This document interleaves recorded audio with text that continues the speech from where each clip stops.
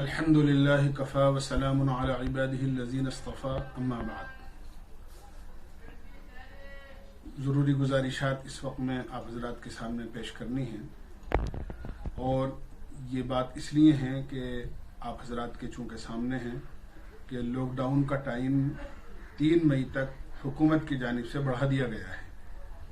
اور یہ اس لیے کیا گیا ہے کہ یہ جو مہاماری اس وقت میں چل رہی ہے اور بیماری چل رہی ہے دن بدن بڑھ رہی ہے، اور کچھ کمیاں ہم لوگوں کی طرف سے بھی ہیں کہ جو حکومت کی جانب سے تدابیر اور ہدایات دی جا رہی ہیں اس میں یقیناً کہیں نہ کہیں کوئی کمی ہے، اس وجہ سے بیماری بڑھ رہی ہے۔ اس لیے پہلی گزارش تو میں یہ کروں گا کہ جلدی اللہ تعالیٰ اس مصیبت سے ہمیں نجات دے دیں۔ اس کے لیے جو حکومت کی جانب سے تدابیر بتائی جا رہی ہیں، صفائی کا پورا خیال رکھنا ہے، ایک دوسرے سے دوری بنائے رکھنا ہے، اپنے گھروں میں ہی رہنا ہے، اور اسی طرح جو بھی طبی ہدایات ہیں اس کا پورا ہمیں پالن کرنا ہے، تاکہ بہت جلدی اللہ تعالیٰ اس بیماری سے اور اس آزمائش سے ہمیں نجات عطا فرما دے۔ اسی کے ساتھ ساتھ چونکہ رمضان المبارک قریب ہیں، اس لیے چند گزارشات آپ سے عرض کرنی ہیں۔ اس میں سے پہلی بات تو یہ ہے کہ جمعے کے دن 24 اپریل کو 29 شعبان المعظم ہے، چاند دیکھنے کا پورا اہتمام کیا جائے اور سینٹرل ہلال کمیٹی سے رابطہ کیا جائے، پھر اس کی ہدایات کے مطابق عمل کیا جائے۔ رمضان المبارک کے چونکہ 10 دن 3 مئی تک ہو جائیں گے، اس لیے ہمیں رمضان المبارک کی تمام تر برکات کو حاصل کرنے کے لیے اس کا پورا اہتمام کرنا ہے کہ رمضان المبارک کے فرض روزوں کا پورا اہتمام کریں، بغیر کسی شرعی عذر کے ہمارا روزہ نہ چھوٹے۔ اس لیے کہ کسی طرح بھی اگر روزہ ہم جان بوجھ کر چھوڑ دیتے ہیں تو ساری زندگی روزہ رکھنے پر بھی اس کی تلافی نہیں ہو سکتی۔ مساجد کے اندر جس طرح اذانیں ہو رہی ہیں اسی طرح اذان ہوتی رہے، تاکہ لوگ اپنے وقت پر نمازوں کا اہتمام کرتے رہیں۔ جس طرح ہم 5 وقتہ نماز اپنے گھروں میں ادا کر رہے ہیں لاک ڈاؤن کے زمانے میں، اسی طرح ہمیں تراویح کی نماز بھی ادا کرنی ہے۔ اگر خوش نصیبی سے کوئی حافظ صاحب میسر ہو جائیں تو ان سے پورا قرآن گھر ہی کے اندر رہ کر بغیر بھیڑ جمع کیے ہوئے قانون کا پالن کرتے ہوئے ہمیں قرآن کریم کو سننے اور سنانے کا اہتمام کیا جائے، تاکہ قرآن کریم کی سنت بھی ادا ہو جائے۔ ہمارے گھر کی جو مستورات ہیں وہ بھی مردوں کے صف کے پیچھے کھڑے ہو کر جماعت کے اندر تراویح کی ہو یا فرض نماز کی ہو وہ بھی شرکت کر سکتی ہیں۔ اسی طرح ایک بات کا ضرور خیال رکھیں، گھروں میں نماز پڑھنے کے اندر کسی نابالغ بچے کو جس کی عمر 15 سال سے کم ہو اس کو امام ہرگز نہ بنایا جائے، اس کے پیچھے نہ فرض نماز ادا ہوگی نہ تراویح کی نماز ادا ہوگی۔ اسی طرح بعض حضرات کے دماغ میں اور ذہن میں یہ خیال بھی ہوتا ہے کہ مسجد کے مائک سے امام صاحب قرآن پاک پڑھتے رہیں اور ہم اپنے گھروں میں رہ کر ان کی ابتدا میں تراویح پڑھ لیں یا نماز پڑھ لیں۔ ایسا ہرگز نہیں کرنا چاہیے، اس طرح ابتدا صحیح نہیں ہوتی ہے۔ امام صاحب بغیر مائک کے اپنے مسجد میں 2-4 آدمیوں کے ساتھ جس کی قانون اجازت دیتا ہے نماز پڑھیں اور تراویح کی نماز پڑھائیں، اور ہم اپنے گھروں میں الگ سے تراویح کی جماعت کا اہتمام کریں۔ اسی طرح میں یہ بھی گزارش کروں گا کہ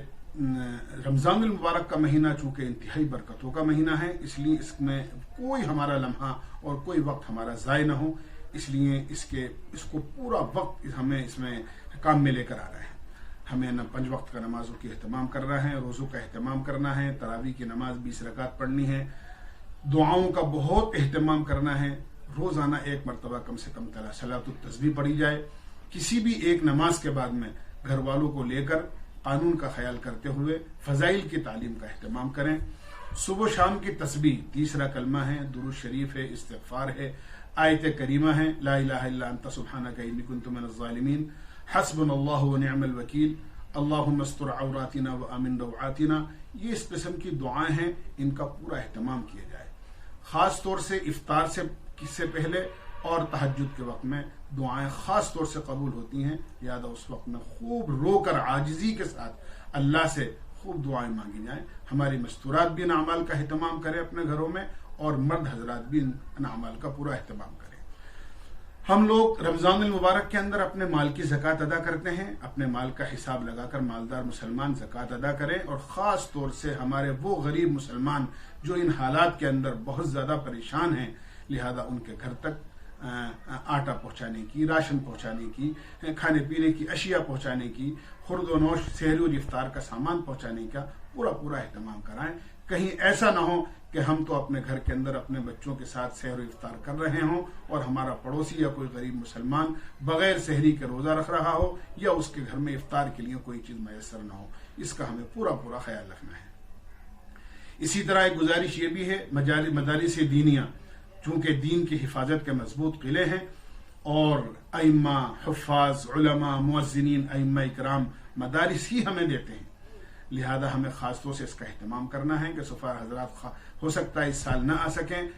لاک ڈاؤن کی وجہ سے اور سفر کی مجبوریوں کی وجہ سے، لہذا ان کی امداد جو حسب معمول ہم کرتے ہیں ان تک پہنچانے کا پورا اہتمام کیا جائے. پھر ایک گزارش یہ کروں گا کہ ائمہ حضرات اور مسجد کے خدام مؤذنین پورے سال مسجد کی خدمت کرتے ہیں اور الحمدللہ ہمارے انتظامیہ اور ذمہ دار حضرات ہمیشہ ان کی رمضان المبارک میں ایک خاصی خدمت کرتے ہیں. لہذا میں ان سے گزارش کروں گا کہ حسب معمول ائمہ کی تعاون اور خدمت اور مسجد کے خدام کی خدمت میں کسی قسم کی کمی نہ کی جائے بلکہ اس میں اضافہ ہی کیا جائے موجودہ حالات کو دیکھتے ہوئے. اہل محلہ سے بھی گزارش کی جائے گی کہ حسب معمول جس طرح ہم مساجد کا تعاون کرتے چلے آئے ہیں اس طرح مساجد کا تعاون کرتے ہی رہیں تاکہ اس کے اخراجات میں کسی قسم کی دقت پیش نہ آئے. یہ میری چند گزارشات ہیں اور یہ بھی اس وجہ سے ہیں کہ ابھی چونکہ لاک ڈاؤن چل رہا ہے اور 3 مئی تک کا یہ اعلان ہے. آگے کیا اعلان ہوتا ہے حکومت کی جانب سے اس کے مطابق آگے کی باتیں آپ بعد میں عرض کر دی جائیں گی. اللہ تعالی ہمیں رمضان المبارک کی قدردانی کی توفیق نصیب فرمائے اور رمضان المبارک میں نازل ہونے والی تمام برکات سے مستفید ہونے کی اللہ ہمیں توفیق نصیب فرمائے اور رمضان المبارک کی برکتیں اور رحمتوں سے اللہ اس شدید آزمائش سے اور اللہ اس سخت بیماری سے اللہ ہم سب کو اور پوری انسانیت کو محفوظ فرمائے. وآخر دعوانا الحمدللہ.